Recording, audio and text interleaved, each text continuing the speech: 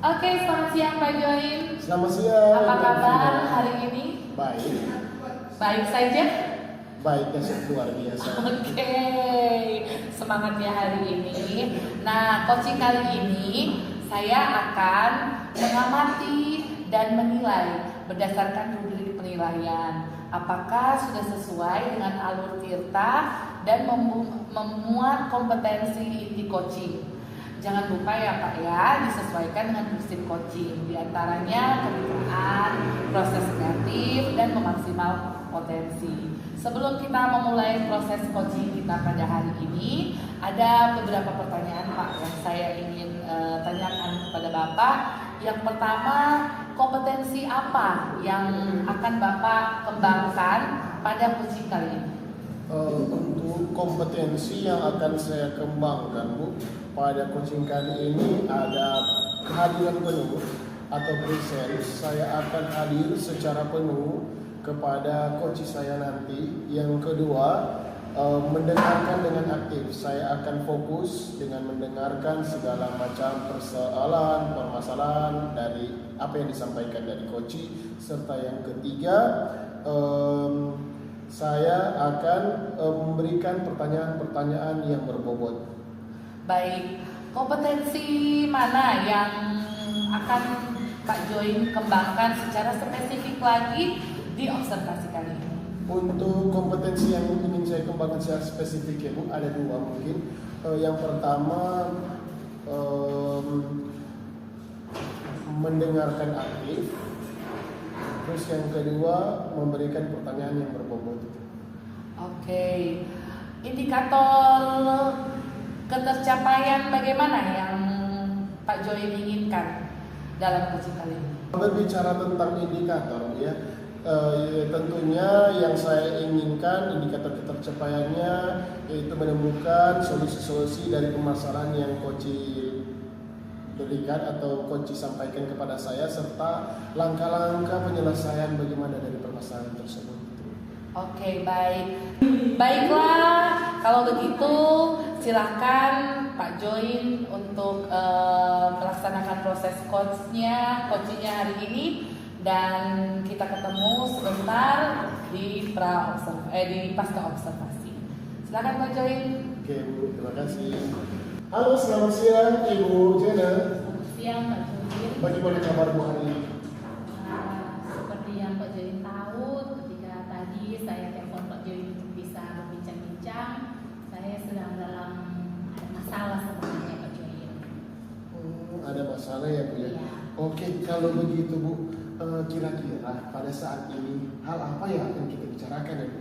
Ya, hal yang saya bicarakan yaitu di mana saya menemukan teman-teman guru saya masih banyak yang istilahnya tidak mau mengupgrade diri mereka menjadi lebih baik, terutama dalam proses pembelajaran. Karena banyak saya lihat teman-teman saya masih menggunakan metode-metode lama dalam proses pembelajaran mereka.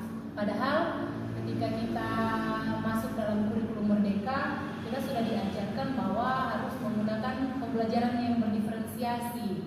Tentunya ketika kata diferensiasi itu kita tahu bersama bahwa kita harus melakukan berbagai macam metode-metode yang istilahnya disesuaikan dengan kebutuhan murid.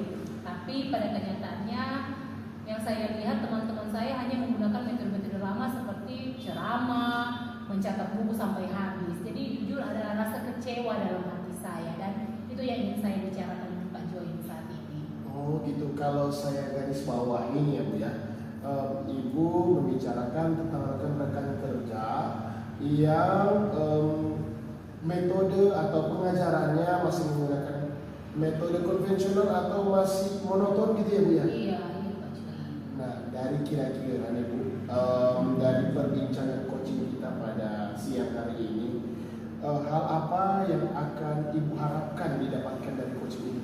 Ya, saya berharap dari percakapan kita saat ini Pak Join, saya jadi tahu hal apa yang harus saya lakukan atau bagaimana saya menyikapi teman-teman saya tersebut, atau mungkin saya bisa menolong mereka mungkin Pak Join agar pembelajaran yang mereka lakukan bisa disesuaikan dengan pembelajaran masa kini istilahnya.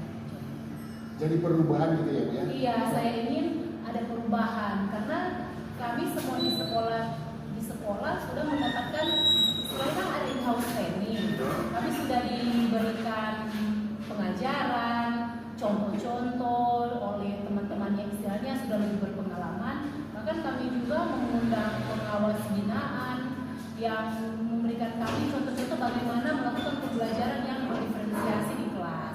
Bahkan dalam in-house training yang ada di sekolah kami juga sering dijelaskan atau diberikan contoh-contoh tentang model-model pembelajaran. Jadi saya pikir mungkin ini masalah apa ya, masalah rasa tidak mau upgrade diri menjadi lebih baik. Teman-teman saya yang lain tidak mau mencontohi apa yang sudah diberikan oleh orang-orang yang lebih berpengalaman, bahkan pengawas yang sudah memberikan contoh kepada kami. Mereka tidak mau tahu kayaknya seperti itu, Pak Joy. Kira-kira ini ya, perubahan apa yang Ibu ingin dapatkan gitu? Tentunya saya berharap teman-teman saya dapat mempraktekkan, karena jujur saya secara pribadi ketika saya mendapatkan ilmu baru dari ibu pengawas yang ada atau teman-teman yang lain, saya merasa ingin merubah diri saya, bagaimana saya menjadi lebih baik ketika saya berada dalam kelas, bagaimana saya betul-betul melakukan apa yang sudah disampaikan atau apa yang sudah diajarkan, bahwa sekarang ketika dalam kurikulum merdeka kita harus mengutamakan kebutuhan murid. Bagaimana kita bisa mengutamakan kebutuhan murid kalau kita hanya melakukan metode pembelajaran yang itu saja, yang dari dulu kan kalau dalam masalah ceramah, catat buku sampai habis, itu kan hanya sekedar melakukan tugas saja, tapi tidak, istilahnya tidak membuat murid menjadi tahu, tidak, pengetahuan mereka tidak akan bertambah seperti itu. Jadi saya ingin teman-teman saya ada perubahan, mungkin tidak langsung ya Pak Join, tapi dan setidaknya ada kepekaan lah, kesadaran diri untuk mengupgrade diri mereka jadi lebih baik lagi.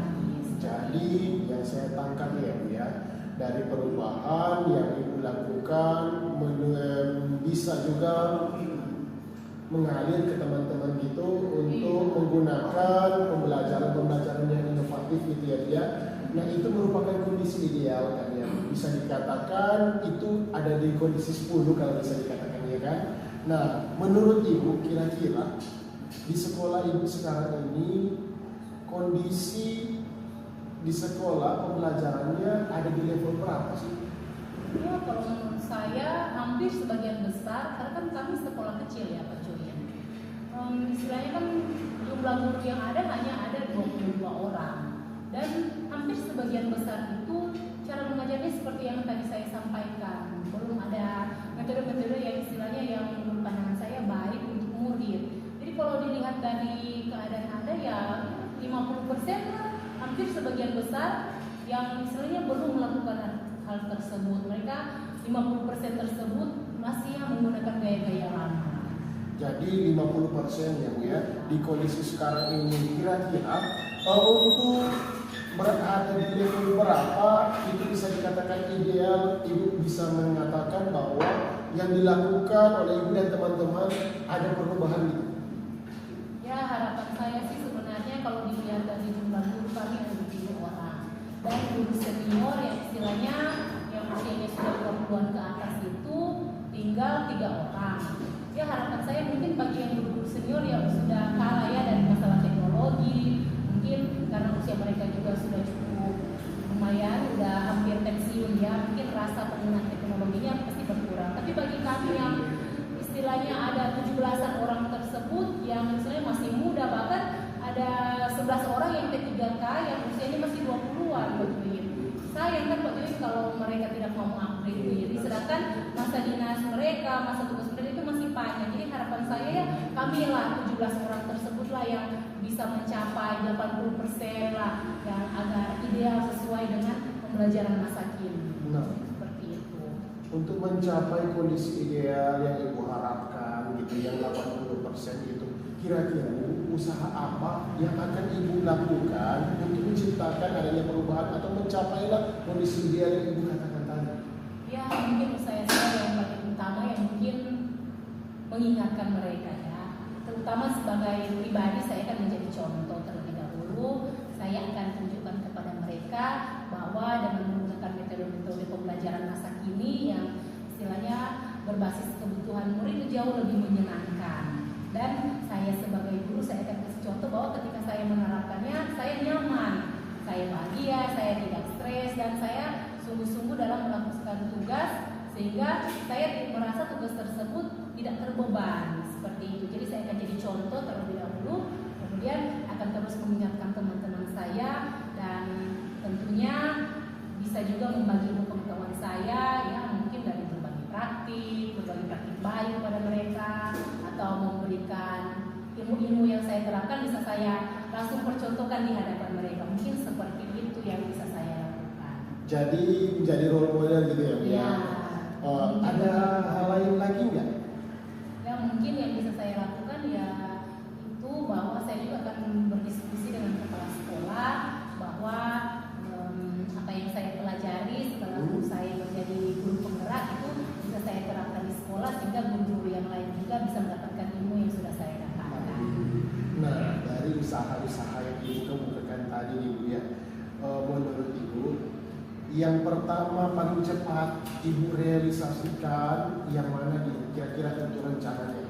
Ya mungkin yang tercepat itu ya berbagi praktik baik, karena minggu ini pada hari Jumat nanti kami akan melakukan IHT House Training, dan saya berkesempatan oleh kepala sekolah bisa membagikan materi, dan itu mungkin momentum yang akan saya lakukan, yaitu memberikan contoh-contoh pembelajaran yang sesuai dengan kebutuhan murid.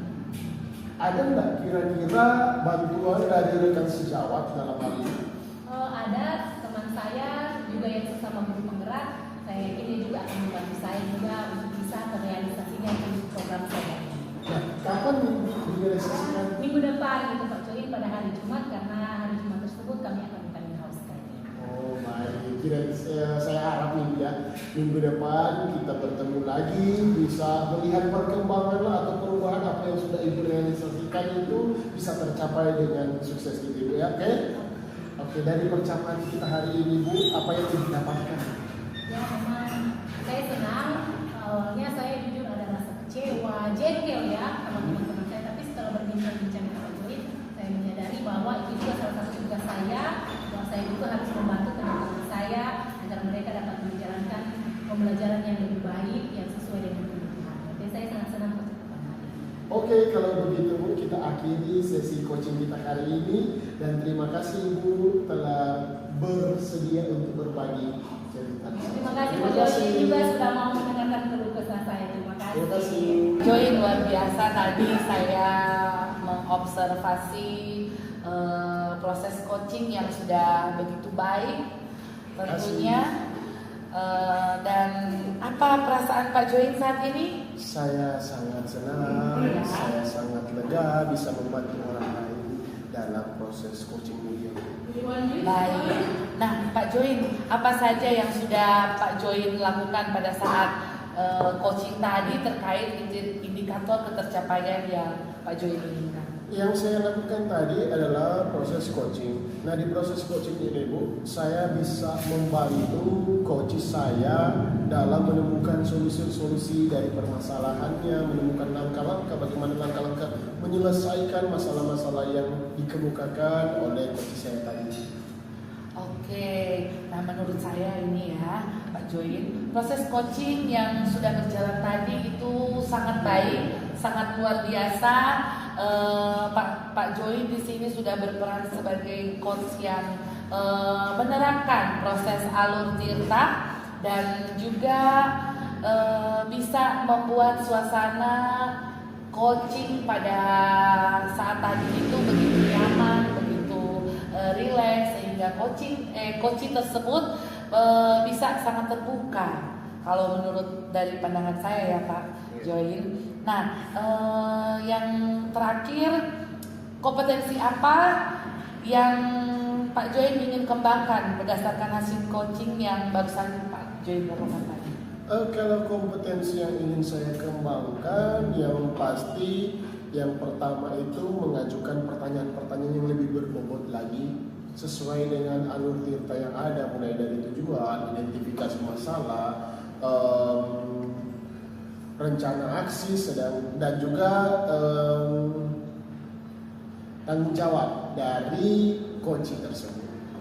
Baik, terima kasih Pak Join untuk observasi pada hari ini. Tentunya saya berharap Pak Join bisa lagi mengeksplor kemampuan Bapak untuk bisa meng-coach banyak rekan-rekan guru yang lainnya. Selamat siang Pak Selamat Join, siang. terima kasih. Terima kasih Bu.